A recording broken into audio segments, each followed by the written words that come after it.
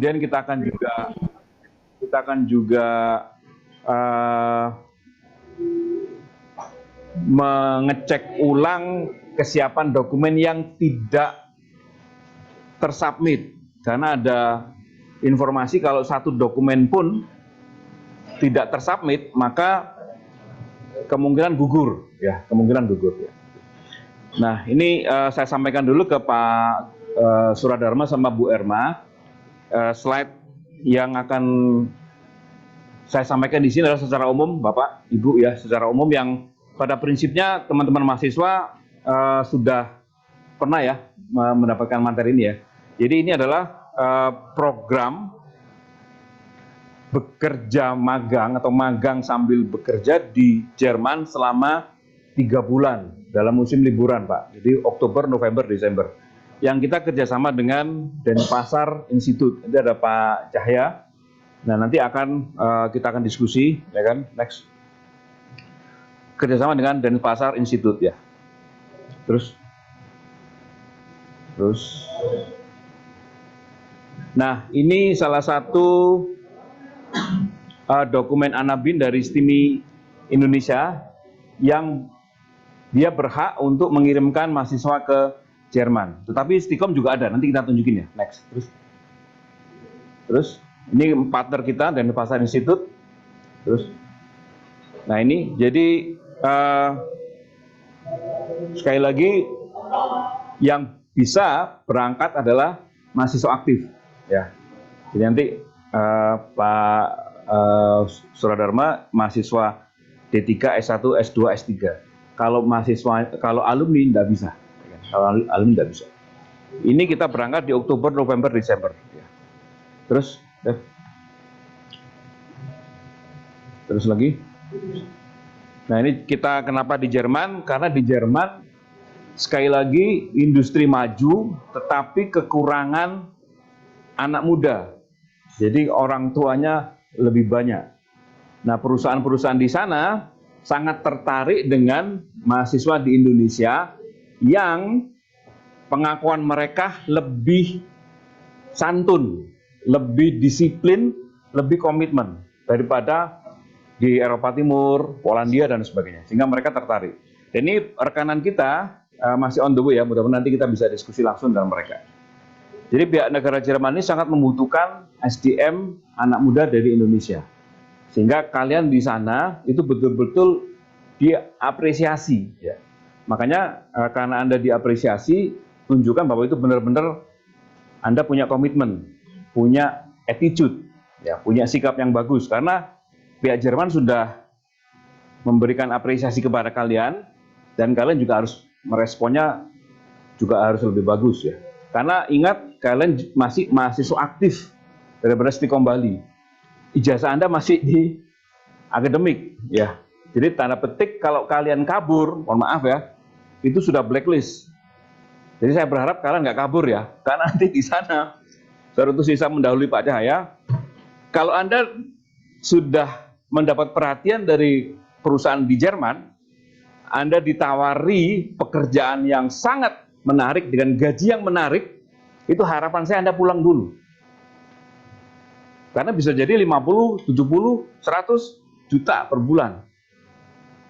Ya. Mohon maaf ini saya sampaikan, penawaran menaruh itu jangan sampai tergiur, Anda harus pulang dulu. Ya. Terlepas dari Anda istilahnya nanti mau ke sana lagi atau enggak ya. Oke.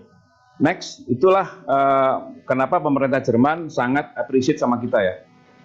Nah, manfaatnya juga banyak. Terus, nah ini, yang jelas di sana akan banyak pengalaman. Ya, sekali lagi, karena kampus memiliki program MBKM, maka Anda harus belajar di luar kampus. Ya, notabene-nya itu pengalaman yang luar biasa. Sehingga nanti jangan melihat dari sisi uangnya, tapi pengalamannya. Ya, kalau orientasi Anda hanya mendapatkan earn some money, ya kan, mendapatkan gaji, itu saya rasa bukan fokus kalian dulu ya. Yang fokus yang pertama adalah Anda mampu berinteraksi dengan perusahaan yang ada di Jerman, menggali pengalaman yang ada di sana, ya, sungguh-sungguh mengadopsi beberapa habit ataupun culture di sana, itu yang menjadi lebih penting. Karena akan terkait dengan MBKM kalian. Nanti mungkin dari Pak Suradharma atau Bu Erma akan sedikit menjelaskan berapa SKS yang Anda harus yang akan diakui selama Anda 3 bulan musim liburan di Jerman. Nanti kita akan diskusi. Itu salah satunya memperluas jaringan, memperoleh penghasilan, ya kan, kesempatan untuk bisa mengunjungi di negara-negara Eropa sekitar Jerman, ya. Anda ke daerah negara-negara sebelahnya itu dengan mudah gitu, ya kan. Anda bisa mapping, ya. Tinggal kalau ke UK nyebrang aja. Kalau ke beberapa kayak Polandia, sampingnya itu ada mana itu, ya kan, itu Anda langsung aja lewat darat, nggak ada masalah, ya. Oke, terus ya, jadi ini beberapa pekerjaan yang ada di Jerman. Terus naik lagi. Nah ini, ya. Tetapi Anda, sekali lagi saya sampaikan, bukan bekerja di sektor teknologi informasi yang high level, belum ke sana, karena Anda masih dalam proses magang, masih mahasiswa aktif. Kemarin ada pertanyaan ke saya, Pak, saya bisa programming, bisa nggak saya jadi programming freelance di sana? Nggak bisa. Pak, saya bisa bikin website, kira-kira di sana di perusahaan website bisa nggak? Nggak bisa. Di Amazon pun tidak dimasukkan ke perusahaan-perusahaan, tidak dimasukkan ke bidang-bidang IT, hanya logistik dan gudang, ya.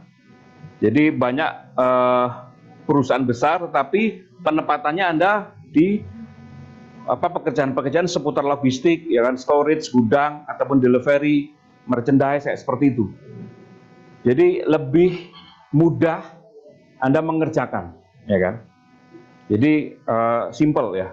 Tapi tanda petik jangan dianggap itu pekerjaan yang remeh, ya.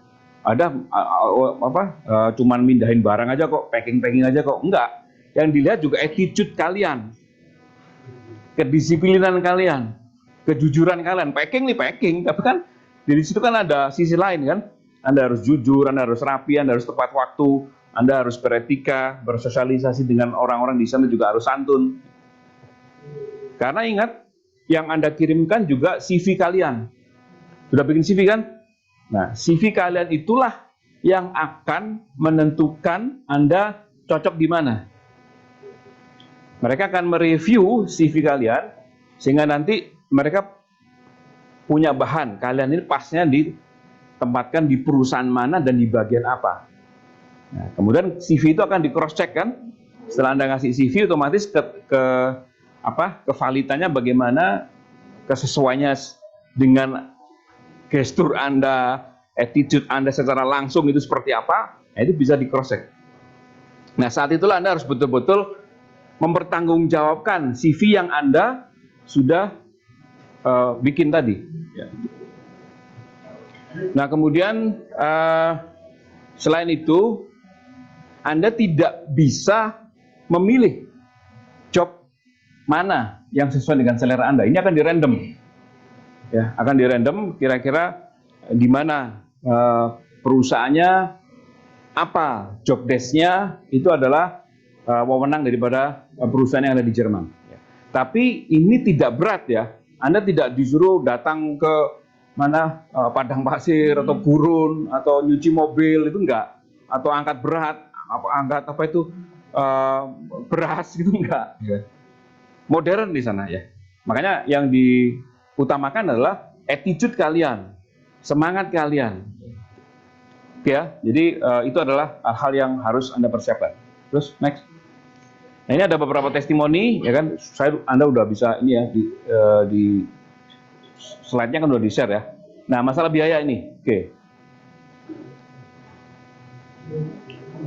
Ada 150 euro yang Anda harus siap. Karena ini setelah letter of agreement itu sudah di-approve, mudah-mudahan minggu ini, ya Pak Cahaya, ya, sudah ada konfirmasi, maka 150 euro Anda harus bayar ke rekening yang nanti kita akan sampaikan, bank lokal. Ya. Anda bayarnya rupiah. Anda bayarnya rupiah, nanti kita akan sampaikan di grup rekeningnya, Anda harus bayar 150 euro. Kemudian setelah ada approval, 200 lagi, setelah itu ketibaan di Jerman, Anda harus bayar 200 lagi. Ini yang wajib. Karena ini supaya di-accept dulu sama perusahaan yang ada di Jerman. Setelah itu biaya-biaya yang lain, nah itu Anda susulkan. Salah satu contoh adalah tiket, kemudian biaya hidup awal di sana, kemudian biaya pelatihan. Nanti kan Anda dimasukkan ke pelatihan bahasa, ya kan, sama pelatihan budaya. Kurang lebih sebulan lebih lah, ya kan. Itu pembayarannya bisa diselesaikan saat Anda di Jerman. Langsung saja, bagi yang mau funding, ketentuannya maksimal 50%. Kita lagi mengupayakan dapat plafon, Anda dapat plafon ya, plafon itu maksimum 50%. Sisanya Anda harus siapkan. Kemarin saya sudah share kan, kurang lebih 40-an, 44 kalau nggak salah. Itu total ya, total. Nah, yang kedua, selain plafon 50%, Anda akan didebit langsung. Yang dapat funding loh ya, yang dapat funding. Anda terima gaji dari perusahaan langsung ke rekening Anda, tapi dengan sistem perbankan otomatis kedebit untuk bayar cicilan Anda. Paham ya? Jadi ini akan didebit, jadi Anda tidak bayar manual. Karena fundingnya nggak mau, mohon maaf. Risiko kalau kalian macet, kalian kabur, mohon maaf. Funding nggak mau. Jadi setelah dapat gaji dari rekening Anda, otomatis dengan instrumen perbankan otomatis kedebit. Ya, ini Anda juga harus komitmen. Tenor maksimal 6 bulan. Jadi setelah Anda datang di Indonesia, tetap harus bayar cicilan tadi. Itu bagi yang funding. Bagi yang tidak funding langsung nggak ada masalah. Tapi bagi yang funding, itu pun nanti Anda akan ditemukan langsung dengan pihak lembaga pembiayaan untuk interview langsung. Kami tidak intervensi. Karena kalian akan diinterview kira-kira Anda berpotensi macet apa enggak. Itu mereka punya tool sendiri. Apakah Anda selama ini masih punya cicilan kayak gitu. Apakah Anda selama ini punya debt tagihan buruk dan sebagainya. Ya, nanti ketemu dengan funding kita akan agendakan di lain waktu ya. Itu masalah biaya. Next, ada lagi. Nah, ini adalah foto-foto yang ada di Jerman ya. Ini coba back. Nah, jadi mereka anak-anak muda semua dari berbagai kampus. Ya, dari berbagai kampus ya. Jadi kalian tidak bisa, mohon maaf, berdua janjian begini terus sampai di sana berdua, nggak bisa. Anda akan di random, diacak ya. Jadi anak muda semua. Oke, next. Itu ya. Ya, saya rasa itu ya dari kami. Kalau ada hal yang mau disampaikan, Pak Sudharma, silakan, Pak. Terima kasih Pak Andi. Selamat pagi dari kalian. Selamat pagi Pak Cahaya.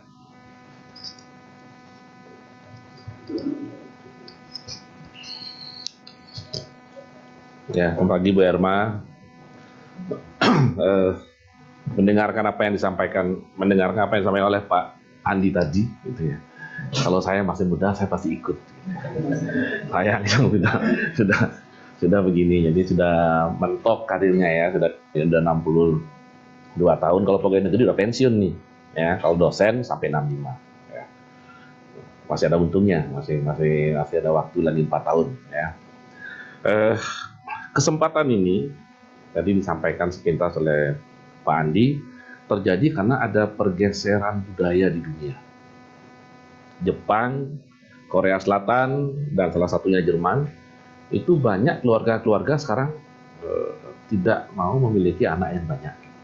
Di Jepang malah zero perkembangan penduduknya, 0 ya. Jadi ditakutkan barangkali 10-20 tahun ke depan tidak ada generasi mudanya di Jepang. Ya, makanya mereka sangat banyak juga. Kalau nggak salah Pak Andi dan teman-teman dari tim yang lain juga mengirim adik-adik mahasiswa ke Jepang.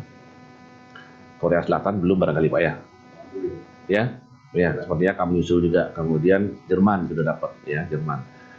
Nah, Jerman itu sebetulnya generasi zaman angkatan Bapak ini dan yang sebelumnya, mereka kelebihan tenaga kerja. Tapi sekarang justru mereka kekurangan tenaga kerja. Jadi ada gap yang sangat besar antara orang-orang generasi sebelumnya dengan generasi kalian. Sedangkan di Indonesia kan KB-nya masih 2 anak. Di Bali KB-nya masih 4 anak gitu ya. Dan teman-teman kelahiran Tionghoa masih banyak anak, banyak rezeki. Jadi di Indonesia tuh masih banyak sumber daya manusia generasi muda ya. Tapi kita jangan khawatir, kepadatan kita hanya di Jawa, Bali itu saja ya.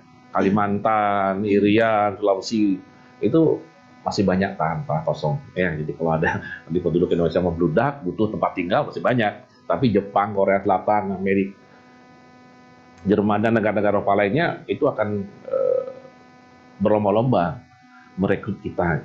Ya, India sudah duluan, India sudah direkrut oleh Amerika duluan dan mereka mudanya banyak menduduki tempat-tempat yang sangat strategis di Google, di Facebook, di IG, di apa semua tempat-tempat yang strategis sudah orang India semua. Bukan cuma stafnya, bukan cuma pegawainya, CEO-nya orang India. Bahkan di Inggris Perdana Menterinya orang India. Ya. Nah, mungkin 30-40 tahun ke depan itu negara-negara Barat, Eropa, Jepang, dan Amerika akan dimasuki oleh orang-orang Indonesia. Ya, sekarang mungkin kita masih TKI gitu ya, masih tenaga kerjanya. Nanti akan menduduki level-level pimpinan karena mereka tidak punya generasi penerus. Siapa yang memimpin negara mereka? Kayak Inggris kan. Itu sudah nggak ada kandidat yang bisa mereka dukung selain si orang India ini. Orang India ini memiliki dukungan yang sangat kuat. Nah, nanti di antara kalian barangkali akan menjadi salah satu calon-calon seperti mereka. Ya. Jadi ini menjadi peluang emas bagi anak generasi muda Indonesia, apalagi di era teknologi ini. Pendidikan teknologi Indonesia kan sedang galak-galaknya dengan menteri kita yang berasal dari orang teknologi. Gitu. Bisnis beliau teknologi, berkembang teknologi, pendidikan teknologi, sehingga nuansa pendidikan teknologi di Indonesia ini sangat-sangat terasa berkembang. Ya, kita mendapat dukungan positif, sehingga generasi muda Indonesia ke depannya akan lebih siap untuk mengisi kekosongan-kekosongan di negara-negara Barat. Ya. Nah, tapi satu hal yang perlu diperhatikan, ya, Bapak kebetulan dulu orang pariwisata, jadi banyak bergaul dengan orang-orang asing, gitu. Kita nanti di sana, kalian nanti baik ke Jepang, Korea maupun ke Jerman, itu akan berbenturan dengan budaya, akan bermasalah dengan budaya. Ya, kita di Bali misalnya itu biasa meludah di mana saja gitu. Nggak enak kan mulut, meludah tek. Nah, tempat mereka itu meludah ada sama kotornya dengan kalau kita buang air besar. Ini bagi kita kan meludah ya di mana saja. Kecil gitu, kecil nggak ada artinya, nggak ada yang noleh di sini. Tapi di sana jadi hal yang besar. Untuk rokok, misalnya kita merokok ini kita buang sembarangan. Nah, di negara tertentu buang tek begitu 5 juta gitu. Bahkan ada yang 50 juta. Ya, jadi kecil-kecil budaya. Di Bali misalnya atau di Eropa, orang tua kalau ketemu anak-anak biasa megang kepalanya, sayang kan? Sayang. Coba dibalik anak-anak kecil di kepala gini, apa orang tuanya nggak marah-marah. Nah, jadi perbedaan budaya atau gap budaya begini akan ditemukan. Itu harus siap mental. Ya, teknologi berkembang, silahkan search di Google bagaimana budaya orang Jerman, ya, bagaimana kebiasaan orang Jerman. Kebetulan beberapa hari yang lalu saya lihat di YouTube ada film bagaimana kehidupan menikahi gadis Jerman. Gitu. Nah, itu konflik keluarganya luar biasa. Gitu. Nah, sekarang kalian ke Jerman, mudah-mudahan ketemu web itu nanti YouTube itu. Jangan coba, lucu tuh ya. Mereka buat kontennya lucu. Istrinya orang Jerman, suaminya orang Indonesia. Banyak lucu. Bapak nonton itu karena lucunya aja. Menghibur diri ya, biar tidak stres. Nah, kemudian semangat kerja. Semangat kerja. Kalau kompetensi tidak jauh beda. Kalau kompetensi kalian itu memiliki kompetensi tidak kalah dengan orang Barat ya. Jangan minder karena kompetensi. Tapi mindernya bisa muncul karena semangat kerja. Mereka jiwanya mereka itu kerja seperti Pak Jokowi. Ya, sedangkan kita khususnya yang di Bali, ya, khususnya yang di Bali itu semuanya sudah serba ada gitu ya. Kerja itu sekedar formalitas saja. Formalitas. Jadi kita itu menganggap kerja itu ya dipecat ya nggak apa-apa, diterima ya nggak apa-apa, kerja nggak apa-apa. Nah, ini mental ini juga harus dihilangkan. Ya, di Jerman itu mental orang kerjanya sepertinya hidup mereka hanya untuk kerja. Ya, tanpa kerja mereka bukan manusia, bukan hidup, itulah sederhananya. Ya, jadi itu diperhatikan semangat kerja mereka. Kemudian disiplin itu udah pasti tahu. Ya, Orang Barat punya disiplin jam 1 ya jam 1. Kalau kita jam 1 ya melar dikit gitu. Kan bahan talinya dari karet nih, jadi nggak melar ke jamnya. Jam 1-nya di jam 2 gitu ya. Apalagi kalau di desa. Jadi kita rapat suara kukul gitu ya, kentongan. Tung itu yang dengar baru mandi. Ini bukannya tung sudah rapat dimulai, bukan. Tung di jam doang. Jadi tung itu baru mandi. Jadi budaya jam karet ini dikikis lagi, dikurangi. Diingat bahwa saya tidak di Indonesia. Ya, saya tidak di Indonesia. Saya di negara di mana waktu dihargai. 1 menit dihargai, 2 menit dihargai. Ya, kita di sini menunggu teman datang setengah jam kan biasa aja. Tapi mereka nunggu 5 menit itu sudah terlambat. Gitu. Ya, jadi itu yang berikutnya, disiplin waktu. Disiplin itu tidak hanya waktu ya, disiplin kerja juga. Ya, disiplin kerja, disiplin kehadiran, disiplin terhadap diri sendiri. Ya, makannya jangan ini. Karena seperti yang Pak Hamid, budaya yang beda, makanannya pun beda. Ya, tidak di semua tempat nanti kalian mendapatkan nasi. Gitu. Ya, dulu Bapak waktu ke Jerman Timur ya, ke Berlin, itu cari nasi dapatnya nasi Thailand. Ya, kalau di Bali itu nasi ngerosok namanya. Ada yang Bali itu. Nasinya itu udah lepas-lepas, itu keras ya, keras. Kalau apa namanya itu di Bali itu masak pakai kukusan gitu. Jadi nasinya terpisah-pisah gitu, nggak lengket ya. Kalau kita pakai rice cooker kan lengket nasinya. Itu udah kayak nasi kering gitu, seperti itu. Itu nasi Thailand dijual di Jerman. Nah, barangkali nanti silakan Bapak Ibu, ya silakan. Ya, sudah. Itu. Ya. Nah, jadi hal-hal demikian nanti tolong diperhatikan ya, karena bagaimanapun kalian ke sana, bekerja di sana harus mengikuti budaya di sana. Jangan membawa budaya sendiri ya. Budaya sendiri, apalagi budaya-budaya yang di Jerman itu dipandang tidak benar, tidak baik ya. Kemudian nah ini penting ini. Tahan terhadap tekanan dalam pekerjaan. Apalagi bidang kerjanya beda nanti. Seperti bilang Pak Andi tadi, kalian di sana tidak bekerja di bidang IT. Ya, Bapak juga beberapa kali sempat searching teman-teman dari Bali yang bekerja di Jepang, di Cina, di mana gitu ya. Nah, silakan juga di searching di googling di YouTube ya, banyak pengalaman mereka curhat di sana, yang di Hong Kong gitu ya. Silakan dipelajari bagaimana mereka menyesuaikan budaya di sana dengan cara kerja mereka. Nah, yang terakhir mungkin, karena sudah datang timnya ya. Terakhir, jaga nama baik. Ya, nama baik Anda sendiri, kalian sendiri, dan nama baik institusi dan juga negara. Ya, kalian di sana itu tidak atas nama pribadi saja. Orang bilang, wah ini orang Indonesia karakternya brengsek. Itu Indonesia yang kena. Ya, padahal Pak Jokowi sudah siang malam bekerja membangun nama besar Indonesia. Hanya gara-gara satu orang mahasiswa Indonesia melakukan tindakan yang tidak diterima oleh mereka, kemudian Indonesia yang kena. Brengsek orang Indonesia. Atau orang Bali, atau ya perorangan Anda. Ya, jadi jaga nama baik diri sendiri, karena itu akan menjadi bekal Anda untuk masa depan. Ya, baik buruk apa yang Anda alami itu kan berpengaruh pada masa depan kalian, dan jaga nama baik kampus. Ya, apapun situasi di sana, sepertinya teman-teman dari Pak Andi, Pak Cahaya dan yang lain-lain akan tetap mengawasi, mendampingi, ya tidak akan dilepas. Ya, kalian tidak dilepas. Seperti tadi dikatakan pada waktu wawancara dilepas, wawancaranya dilepas, sama kayak waktu ujian kan nggak boleh kerjasama. Wawancara dilepas, tetapi selama kalian di sana tetap akan dipantau. Ya, Pak Andi dan tim tetap mengawal, tetap mendampingi apapun permasalahannya. Silahkan tetap simpan kontaknya, ya komunikasi selalu jalan. Kalau lancar-lancar saja silahkan, nggak usah komunikasi. Tapi kalau ada masalah silahkan. Jangan sampai ada permasalahan yang berlarut-larut. Ya, begitu ada masalah langsung saja komunikasikan. Sehingga cepat bisa ditanggulangi, cepat bisa tangani, kalian bisa bekerja lebih lancar, lebih aman. Kenyamanan kalian bekerja di sana, disiplin yang bisa dipertahankan dan diterima dengan baik oleh mereka, itu yang nomor satu. Jadi berangkat gembira, pulang gembira. Ya, siap? Siap ya. Tidak ringan nih, bekerja di Indonesia aja berat, apalagi bekerja di negara orang. Ya, bekerja di Indonesia yang ada orang tua kita mendampingi, teman kita mendampingi. Nah di sana jauh dari keluarga, jauh dari teman, dan budayanya beda, berat ya. Ya jadi perlu mental yang kuat. Saya pernah punya teman, nggak orangnya apa namanya, seorang pemain drama, jadi actingnya apa tuh bagus banget gitu. Kalau ketemu gini seperti dia percaya banget kuat. Begitu diikut kapal pesiar, gitu, baru sebulan pulang udah teler dia. Ya dia bilang, wah stres saya kalau lebih lama lagi sana saya gila.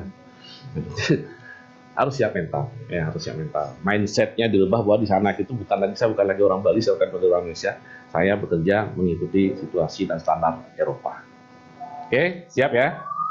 Ya, oke, Andi. Ya. Ya, itu tadi ya dari Pak Direktur 1 beberapa motivasinya, dan nanti akan sedikit disampaikan dari Bu Erma ya masalah akademik. Jadi kira-kira dari sisi akademik seperti apa? Kita akan langsung disampaikan oleh Bu.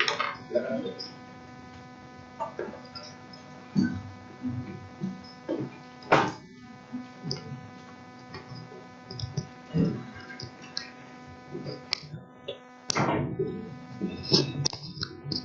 Baik, terima kasih Pak Andi. Suara saya sudah terdengar? Sudah ya, mudah-mudahan sudah.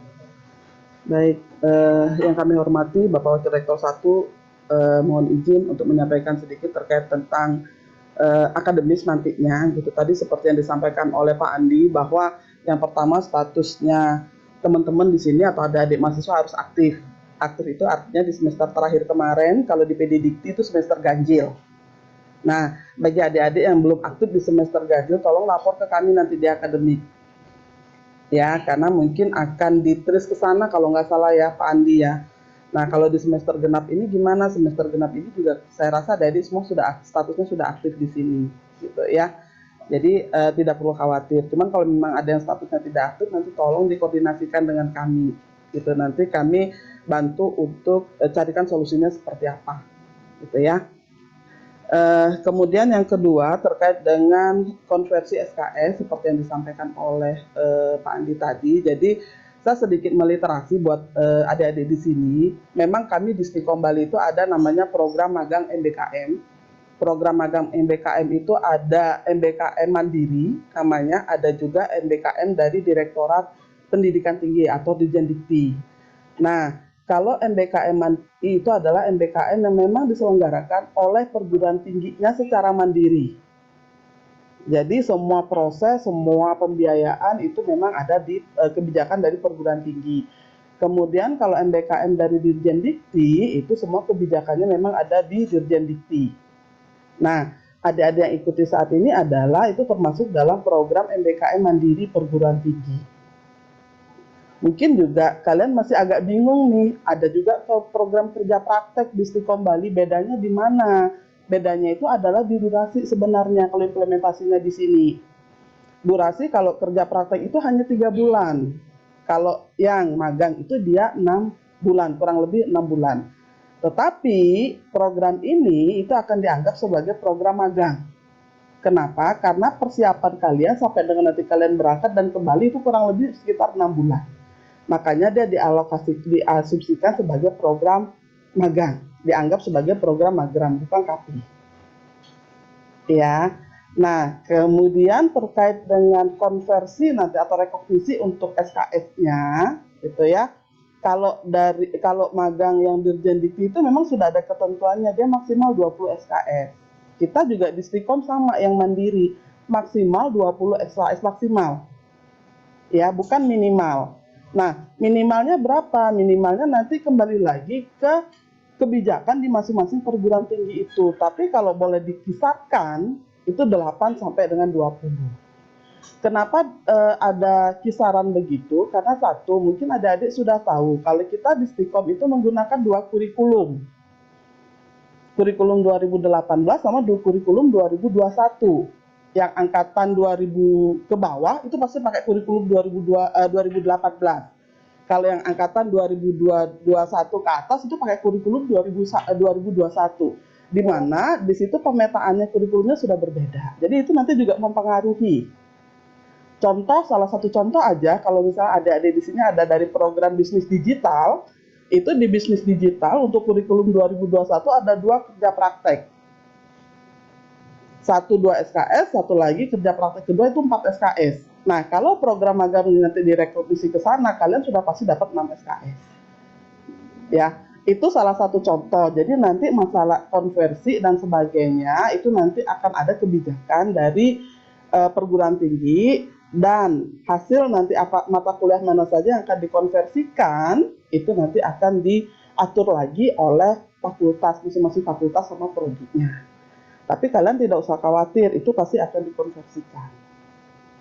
Gitu ya. Jadi nanti sambil kerja kalian sambil mikir nanti mata kuliahnya gimana ya, ini gimana. Jadi fokus saja untuk program magangnya, gitu ya. Nanti balik dari sana silahkan nanti dilengkapi persyaratan yang diperlukan untuk konversi. Salah satunya apa? Nanti ada kontrak kan dari NDC nanti ya, ada seperti itu semua salah satu persyaratan untuk dilengkapi. Kemudian nanti apalagi nanti yang diperlukan itu nanti bisa dilengkapi. Kalau kami biasanya kalau untuk mahasiswa program magang itu namanya ada log.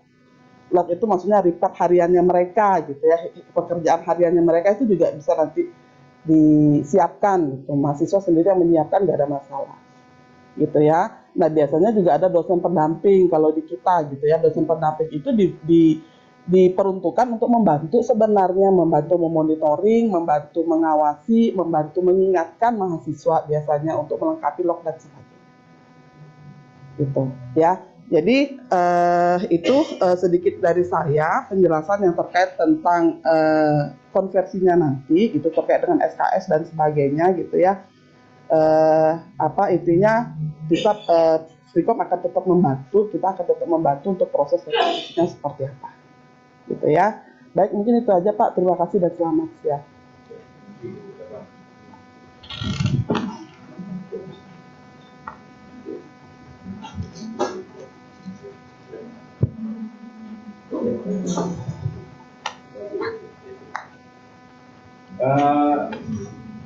Ya, jadi sudah dijelaskan dari Bu Erma masalah konversi. Dari sini kita bisa punya acuan ya. Kira-kira tadi yang disampaikan sama Bu Erma tadi, kita harus ada log tadi ya, yang paling penting ya, kontrak kerja sama report Bu ya, itu yang akan dikonversi menjadi mata SKS ya. Jadi headline-nya adalah kalian fokus saja di magangnya, nanti setelah pulang dari Indonesia akan segera dikonversi ya. Oke, baik, di ruangan ini sudah hadir Bu Nesya ya, Bu Nesya dan Pak Riko ya. Nanti mungkin sedikit ya tentang gimmick-gimmick tanda petik ya. Di sana seperti apa, ya kan, lika-likunya seperti apa, tantangannya seperti apa, mungkin Bu Nesya bisa jelasin sedikit ya. Oke, silakan Bu Nesya. Oke, gitu ya. Terima kasih Bapak. Selamat siang adik-adik dan ada Bapak dosen. Oke, perkenalkan saya Nesya. Saya koordinator untuk program Working Holiday dari Sinar Harapan Bangsa yang kemarin juga handle semua mahasiswa Indonesia yang berangkat ke Jerman. Mungkin dari sebagian kalian ada yang udah pernah japri saya kali ya, atau belum ya? Belum, oke. Di sini ada yang udah daftar atau belum daftar atau semuanya udah daftar?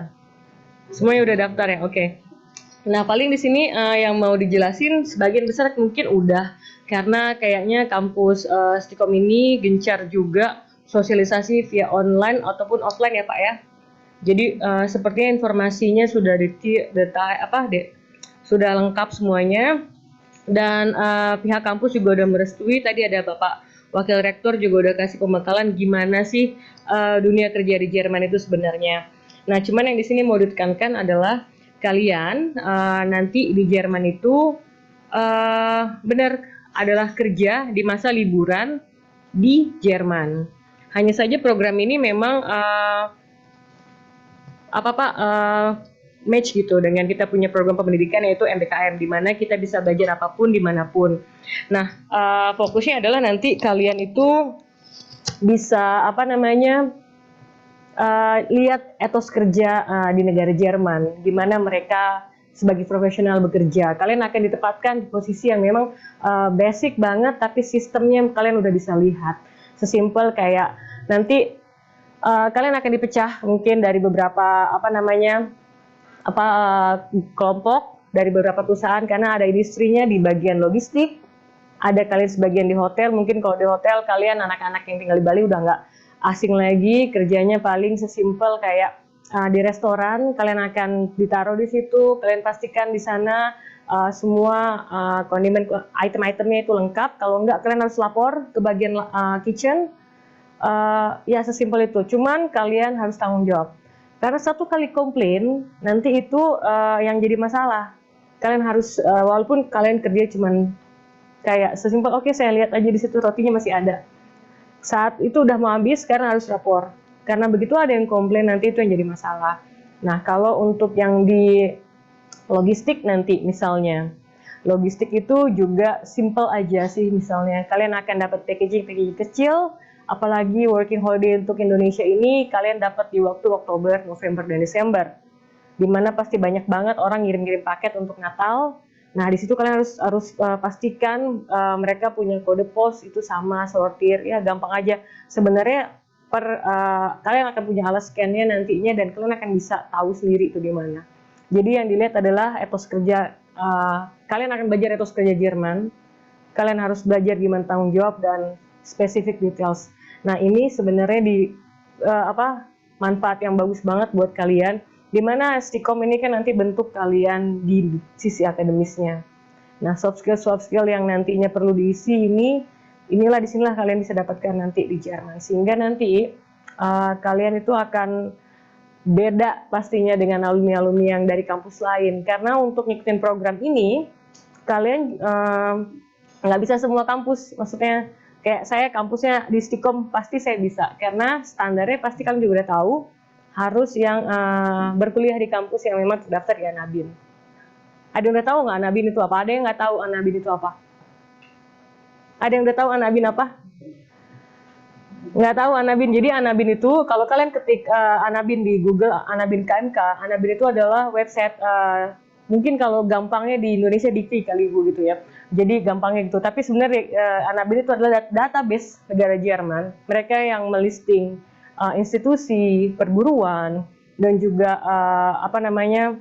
fakultas-fakultas yang memang mereka anggap setara dengan negara mereka. Jadi nanti di sana ada plus, minus, segala macam. Tapi kalau udah listing di sana, berarti kalian sudah boleh ngikutin program-program yang ada di Jerman. Sesimpel gini, di Jerman itu kalian nggak boleh kerja di sana sebagai profesional, sebagai working holiday atau apapun, kalau memang kalian nggak setara dengan mereka, baik dari akademis ataupun yang lainnya. Ya sekarang kalian untuk working holiday, kalian cuma cukup untuk kampus kalian terlisting di situ aja. Tapi nanti kalau kalian mau kerja secara profesional, di sini IT tadi saya dengar jurusannya ya. IT ini kalian keren banget karena di sana peluang kalian sebagai IT itu gede banget, dan IT itu salah satu termasuk profesi yang akan mendapatkan jalur khusus kalau mau bekerja, sama seperti halnya dokter. Jadi sebagai lulusan IT nantinya kalian bisa merekognisikan atau kan anerkennung bahasa Jermannya, menyetarakan ijazah kalian setara dengan di Jerman nantinya. Syaratnya salah satunya adalah harus berkuliah di kampus yang memang sudah terdaftar Anabin. Nah, plusnya program kita ini adalah setiap kegiatan yang sudah pernah ada di Jerman, negara Jerman itu merecord data kalian, sehingga nanti akan mempermudah ke depannya kalian mengikuti program-program lainnya. Entah itu nanti kalian akan lanjut master, atau memang kalian berniat untuk kerja secara profesional di Jerman. Begitu. Di sini kan udah banyak Q&A, tapi pasti deh kalian ini masih ada yang ganjel. Mumpung kita lagi Q&A dan secara offline juga, ada nggak yang mau ditanyakan? Entah itu teknis, entah itu mengenai biaya, entah itu gimana tempat tinggal saya di sana, entah itu nanti saya sesimpel kalian di sini. Di sana ada yang jual beras nggak Kak? Harganya berapa? Terus di sana saya perlu nggak ya bawa rice cooker kecil gitu-gitu, pasti maksudnya hal yang kalian bayangkan, dan itu kayaknya nggak apa-apa sih ditanyain. Karena saya mau jelasin detail-details juga bingung bagian mana, mending kalian tanya. Ada yang mau ditanyain nggak deh? Ya silakan ya. Jadi Bu Desya, kita ini totalnya 48 orang, yang online itu 23. Oke. Jadi teman-teman kalian di rumah juga. Oke. Ya, Dan kalau ada pertanyaan tentang hal-hal yang hal-hal kecil. Indonesia, Ya, silakan. Saya mau tanya untuk kayak kita kan nanti kita tinggal kayak di apartemen gitu atau restoran ya. Itu masih ada tagihan listrik, tagihan air. Itu nanti cara pembayarannya gimana? Oke. Nih kalian belum, nih yang hanya dia yang tahu apa kalian sudah ada yang tahu? Oke, jadi untuk nantinya kalian akan mendapatkan gaji upah minimum standar negara Jerman atau 35 juta sebulan. Nah, di uang itu kalian berkewajiban untuk bayar pajak. Udah gitu kalian harus bayar uang akomodasi. Di mana akomodasi itu adalah untuk bayar listrik, terus untuk bayar namanya apartemen, terus untuk bayar semua fasilitas. Karena nanti saya punya video ini Pak, apa namanya? Saya bisa sharing ya Pak ya? Di WA saya. Oke. Tentang apa? Kamar-kamarnya mereka.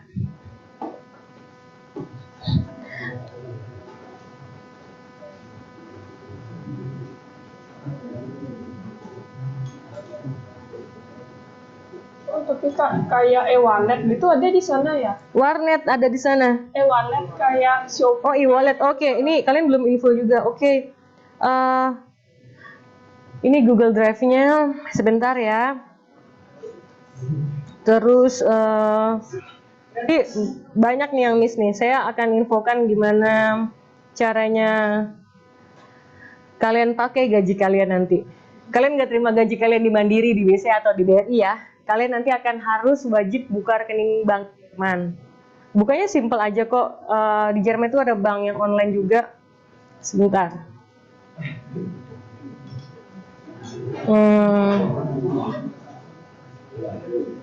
Pas saya kasih infokan cara guide, cara bikin ini mereka ada grup nggak yang mahasiswa semua? Saya sekalian saya demo cara bikin rekening banknya ya. Ini. Tapi saya jawab dulu ya itu. Untuk bayarnya nanti kalian bayar 17 euro sehari atau kurang lebih 500 euro sebulan. Itu untuk bayar di sana ada internet. Nanti kalian punya kamar juga udah lengkap. Sesimpel kalian nggak usah pikirin cuci piring pulang kerja. Kalian habis makan malamnya kalian masukin ke mesin pencuci piring, paginya semua udah bersih. Kalian pulang kerja, kalian akan dapat seragam. Di sini udah data seragamnya juga ya Pak ya, ukuran baju dan sepatu. Dari kami. Oke. Nanti kalian ini perlu di note ya, karena pengalaman dari tahun yang kemarin, mereka udah banyak banget di pikirannya, mereka bawalah beras 5 kilo satu orang. Bener ini kejadian, sampai kayak ada mereka bawa Indomaret sendiri tuh di Jerman, satu kamar itu. Beras satu orang bawa beras 5 kilo, mereka bawa Indomie, semacam rendang kering, semuanya dibawa. Hal-hal yang kalian mungkin, kayaknya saya juga mau kayak gitu, boleh kalian bawa. Tapi kalian bawa kayak kalian pikirkan itu untuk 1 minggu kalian pertama di sana aja. Kalian nggak mungkin kan 3 bulan di sana kalian bawa semuanya gitu kan.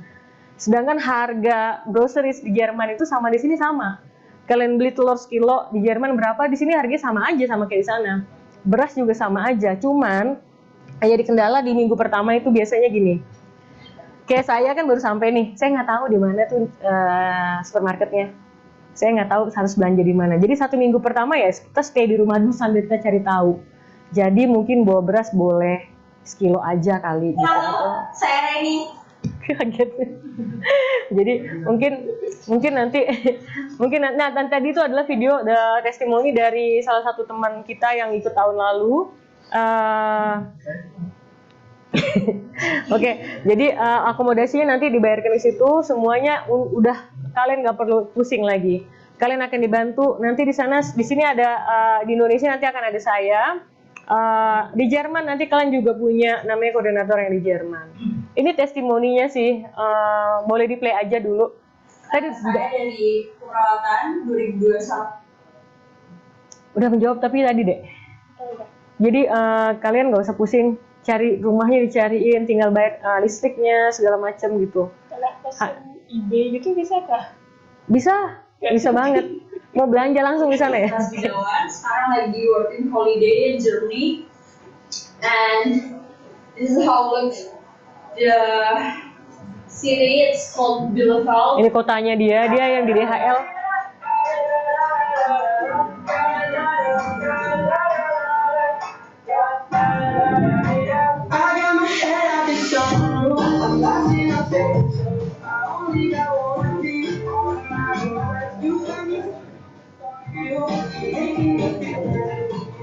Udah siap ke sana?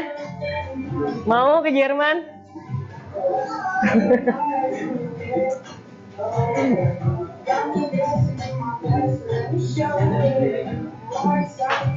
Nanti kalian belajar gimana naik kereta dari kota lain ke kota satu.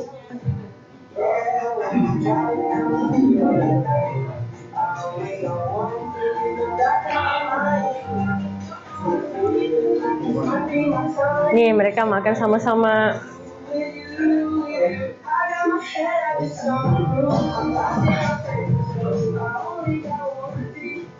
Oke, mungkin ini dulu aja videonya.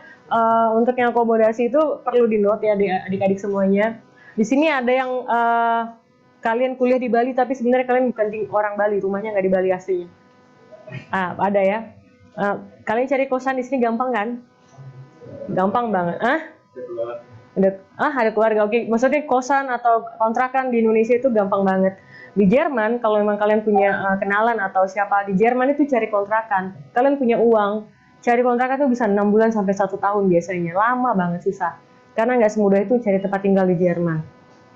Saya punya suami saya kuliah di sana, itu kita cari paling cepat itu 4 bulan baru dapat.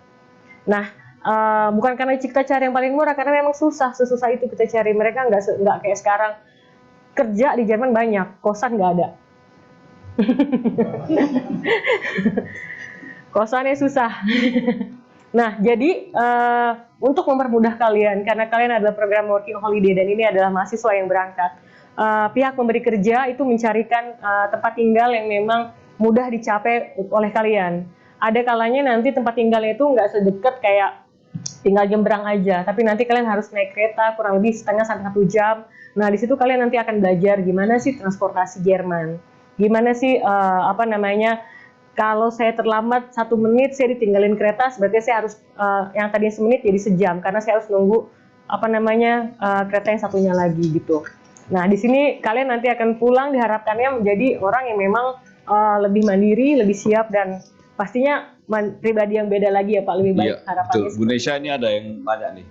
Silakan ya kalau ada yang tanya bisa langsung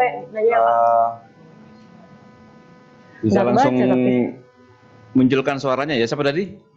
Dari Agung ya.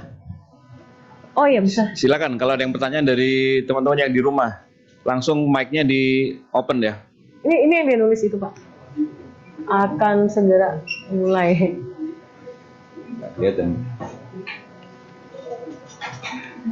Izin bertanya, untuk akomodasi dan transportasi sudah ditanggung mandiri ya.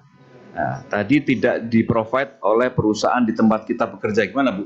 Jadi gini, adik-adik semuanya, sama tadi yang nanya, siapa Pak ya? Dari Agung. Oke Agung,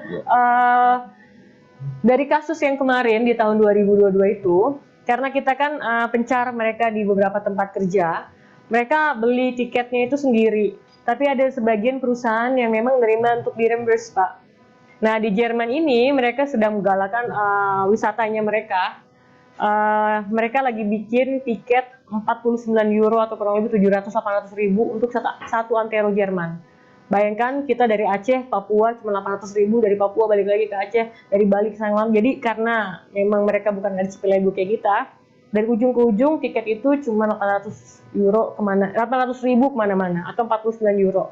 Nah, itu bisa kalian manfaatkan nanti untuk visit teman kalian. Hanya saja untuk yang namanya transportasi pribadi, udah gitu belanja sendiri, itu ditanggung kalian. Di sini kalian dilihat gimana kalian bisa manage keuangan, gimana kalian bisa komunikasi sama teman. Kenapa komunikasi sama teman? Karena nanti kalian akan dibentuk grup. Satu grup itu 10 sampai 15 orang, 10 atau 20 orang grup. Misalnya kita ini bergrup nih. Kan hari ini saya yang masak, besok kamu yang masak, besoknya lagi. Nah, itu akan lebih hemat. Jadi dibandingkan saya beli misalnya 1 ekor ayam lalu saya akan segala macam, ya saya nggak mau juga makan ayam besoknya 5 hari berturut-turut. Tapi kalau yang lain teman yang masak kan pasti beda rasa, beda. Disitulah kalian akan belajar jauh lebih mandiri dibandingkan kalian ada di tanah sendiri begitu. Ya, jadi kalau kos-kosannya ditanggung Bu ya. Kos-kosannya sebenarnya kos-kosannya itu di Jerman itu ada yang namanya warm miete sama cold miete. Jadi uang panas sama uang dingin gitu lah Pak, uang jaminan sama uang bayar gitu kan. Nah, cuman kalau untuk kasusnya yang di working holiday ini, mereka bayar yang namanya accommodation fee daily aja. Nah, daily-nya itu nanti untuk apa? Itu nanti untuk ya tadi mereka bayar listriknya. Mereka kan mau bayar listrik berapa jam. Jadi kalau mau bayar catokan, yang cewek bawa hair dryer, yang cowok mungkin bawa yang cowok nih ya di sana kan kalian 3 bulan. Potong rambut lumayan mahal gitu ya gitu kan. Jadi mungkin kalian bawa pisau cukur ya atau enggak ya udah kalian cepakin aja dari sini gitu. Ya karena lumayan itu yang mahal. Kita pasti kalian juga udah nggak asing di sana karena di Australia yang deket dari si Bali juga potong rambut tuh mahal deh. Jadi nanti maksudnya untuk listrik kalian mau pakai bawa hair dryer, kalian mau beli magic jar di sana itu terserah. Yang penting udah 17 euro satu hari. Kalian mau pakai internet di sana udah kenceng. Bahkan setiap kamar nanti akan ada smart TV. Jadi buat kalian yang punya akun Netflix bisa dipakai langsung di sana. Atau kalian bisa twinning handphone kalian ke TV-nya. Ya, tapi untuk masalah tempat tidur ada Bu ya kayak. Ada Pak, nanti bisa lihat videonya deh. Ada video untuk tempat tinggal. Jadi, ada bednya dong Pak. Mesin kita aja nggak boleh cuci piring, tempat tidur pasti ada. yang kita dikenakan biaya itu hanya sama tadi ya wifi sama makan tadi. Enggak, makan itu enggak jadi sendiri, itu 17 euro itu akomodasi. Jadi kalian udah ngitung-ngitung. Ini enggak ini. Jadi ini kan orang Jerman sama lah kayak kita ya. Panas-panas ini kita malas keluar kan, tapi bule malah keluar ya. Malam-malam keluar salju, malah kita main salju. Ini adik-adik atau teman-teman kalian kemarin pulang kerja. Ini untung nggak dipanggil polisi. Mereka tawuran salju Pak. Jadi mereka udah bisa enjoy sendiri di sana.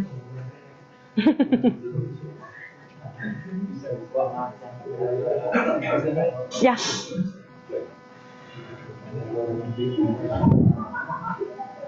Harusnya nggak boleh nih Bu ya.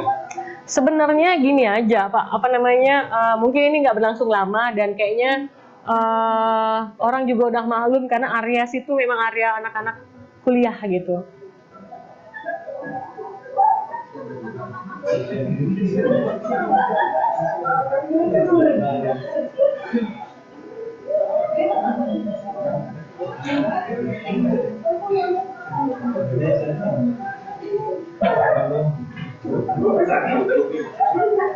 Oke ya, tadi ada pertanyaan Bu masalah dari visa ya. Itu bagaimana Bu prosesnya?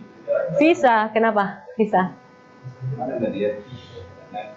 Izin bertanya Pak untuk pembuatan visa bagaimana ya? Pembuatan visa, oke adik-adik yang nanya siapa itu? Arif ya. Arif dan adik-adik semua yang ada di sini, visa kalian nanti akan pakai visa Schengen. Jadi syarat visanya ini adalah khusus. Ini adalah program baru yang diciptakan oleh kerjasama dari Pasar Institute dengan pemerintah Jerman. Jadi visanya itu langsung diberikan kepada kita syaratnya. Jadi kalau kalian datang ke kedutaan, kalian datang ke VFS, syaratnya nggak akan dikasih. Jadi syaratnya itu nanti working permit yang kalian terima dari pihak pemberi kerja atau mungkin di sini Depnakernya gitu ya. Jadi Depnakernya itu beda ngasih suratnya sama Depnaker. Misalnya saya mau kerja profesional dibandingkan dengan kalian yang working holiday beda. Jadi syaratnya itu aja, sesimpel itu. Dan saya nggak pernah ngelihat syarat semudah itu sih kalau untuk Jerman. Jadi cuman KTP kalian sama surat keterangan dari kampus. Jadi kalian yang sepelekan surat keterangan dari kampus, ini adalah surat saktinya justru. Ini restunya kampus itu justru yang utama. Jadi mereka cuma ngelihat itu aja. Dan sekarang ditambah untuk screenshotan yang dari LLDT itu Pak. Ya di screenshot kan. Nah jadi mereka cuma perlu tahu kalau kalian adalah betul dari kampus yang memang terdaftar di Anabin dan kalian aktif sebagai mahasiswa yang memang belum akan wisuda di tahun ini gitu. Jadi kalau kalian berangkatnya di bulan Oktober tapi kalian September wisuda, itu kalian Oktober, November, Desember bukan mahasiswa. Mereka maunya saat kalian di sana status kalian adalah mahasiswa yang sedang aktif. Oke, ya pertanyaan berikutnya Bu dari Maya ya. Masalah jam kerja setiap hari, apakah ada shift atau hari libur atau bagaimana Bu? Oke. Masalahnya ada shift apa enggak? Sebenarnya shift atau enggak, ini nanti kalian akan bekerja tergantung tempatnya di mana. Kemarin yang tadi itu si Raini, dia di DHL. Di DHL itu nggak boleh mahasiswa bekerja lebih dari 5 atau 6 jam. Nah, sehingga dia berbeda dengan temannya di perusahaan yang mungkin di hotel bisa kerja sampai 8 jam, bahkan boleh lembur sampai 10 jam, sehingga uangnya akan lebih banyak. Nah, tapi dari perusahaan kita, kalian akan dijamin bahwa kalian akan menerima upah 1 minggu itu 40 jam.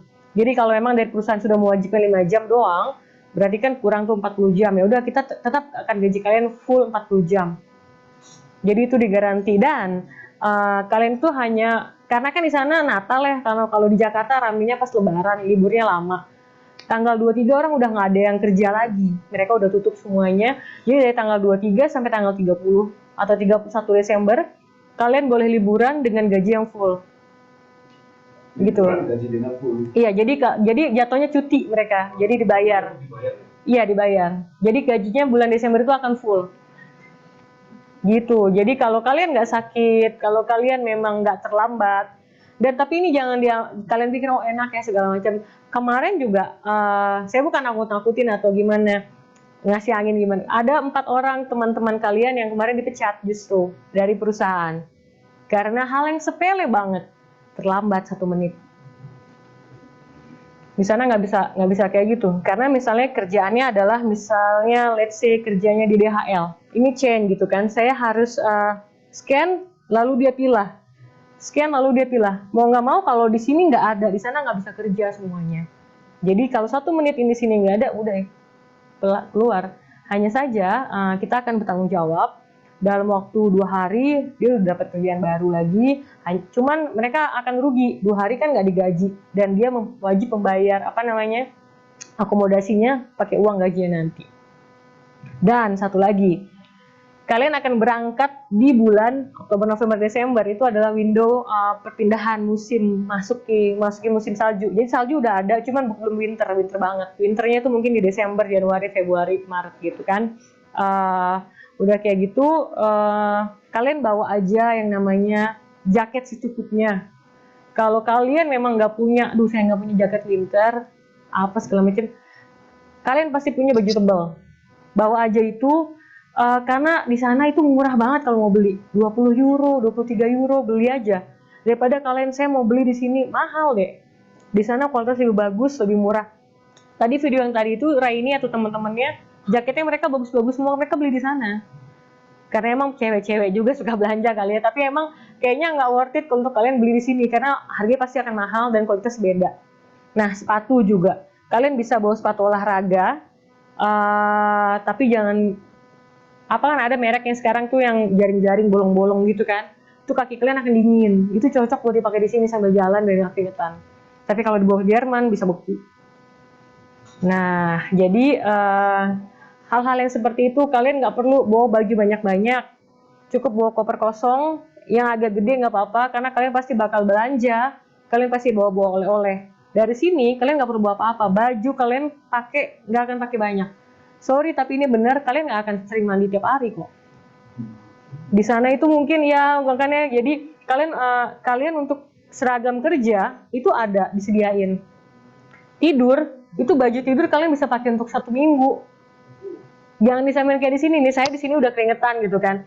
Di sana itu kalian awet, keringetnya nggak akan keluar sih. Dingin kan yang namanya. Yang ada nanti kalian akan cari namanya itu AC tapi pemanas ruangan gitu. Malah kalian akan cari gimana biar hangat. Nah, hal-hal itu nanti teknis sih. Yang penting nih, terkait sama akademik ini Bu Elma. Izin bertanya, saya Oktober sudah semester 7 harus ngambil TA dan itu nggak bisa dikonversi apa TA jadi tunda, Bu Erma? Oke, kalau TA itu sebenarnya tidak bisa apa. Baik, terima kasih.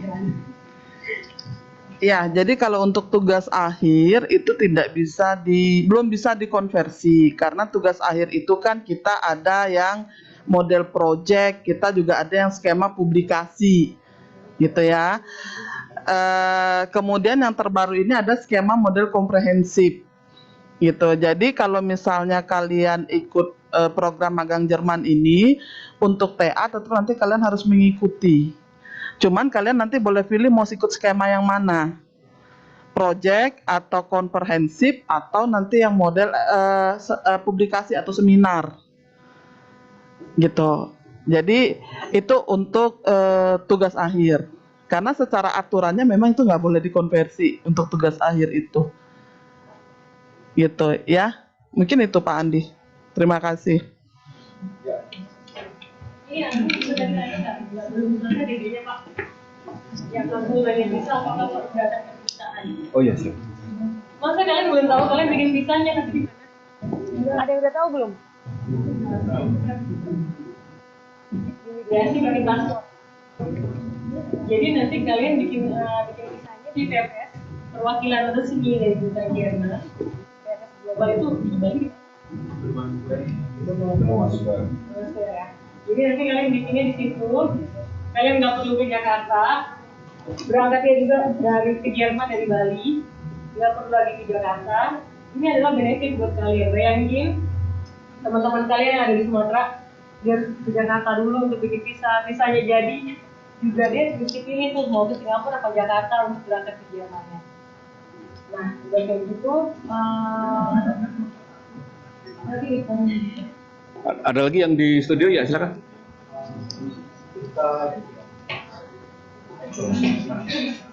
Saya mau nanya, kan kita berangkat itu ada waktunya nggak untuk penyesuaian itu? Misalnya kan kena jet lag misalnya di sana gitu, ada waktu penyesuaian nggak sekitar 2 atau 3 hari sebelum kita mulai bekerja? Oh, oke.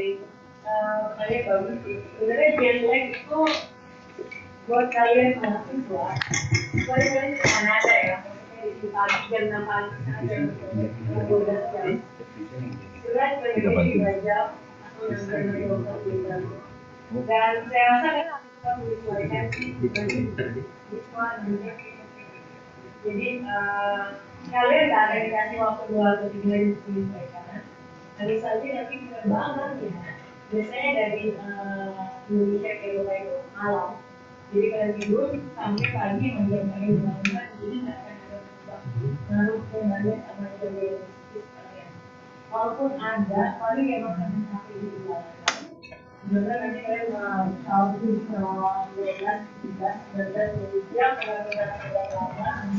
Ya, paling kalian harus bisa nilai diri kalian udah capek belum atau gimana? Kira-kira. Oh. Kira-kira apa namanya saya perlu minum banyak lagi nggak? Kira-kira saya harus makan nggak? Karena biasanya udara yang dingin nggak men-trigger kalian untuk minum. Jadi kalian udah males lah minum dingin, nanti pipis terus, jadi dehidrasi. Nah, kalian harus jaga kesehatan fisik kalian. Kalian nanti sebelum berangkat ke Jerman itu bisa dibilang Jerman itu nggak akan menerima kalian kalau kalian nggak ready. Sesimpel di permit itu nanti akan ada namanya siapa, kampusnya berapa, ini anak dapat gaji berapa, tinggalnya di mana, asuransi kesehatannya apa, udah gitu bank account-nya apa, jadi semua udah lengkap. Kalian nggak usah khawatir lagi, visa kalian nggak akan jadi kalau semuanya itu belum dihandle. Tapi kalian juga harus bisa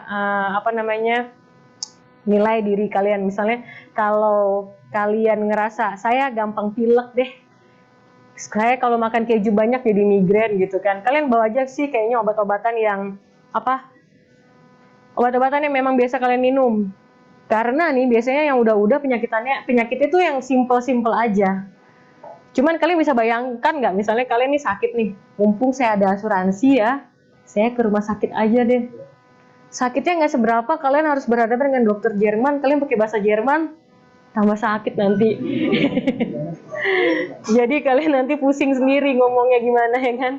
Jadi kalau emang nggak urgent, saya rasa obat-obatan itu wajib masuk list kalian juga. Udah gitu baju nggak usah bawa banyak-banyak. Siapkan spare untuk kalian bawa oleh-oleh juga nantinya, karena kalian pasti akan bawa oleh-oleh. Dan kalau kalian sampai beli jaket itu gede banget makan tempat. Baju yang tipis-tipis kalau bisa nggak usah dibawa, karena kalian siang hari itu cuman pakai baju seragam aja, sepatu pun disediakan. Jadi kalian pikirkan untuk waktu weekendnya aja nanti gimana. Weekend pun nanti kalau kalian masih mau kerja itu diperbolehkan. Tinggal info ke leadernya, supervisornya, bilang saya toh sudah ada di Jerman nih.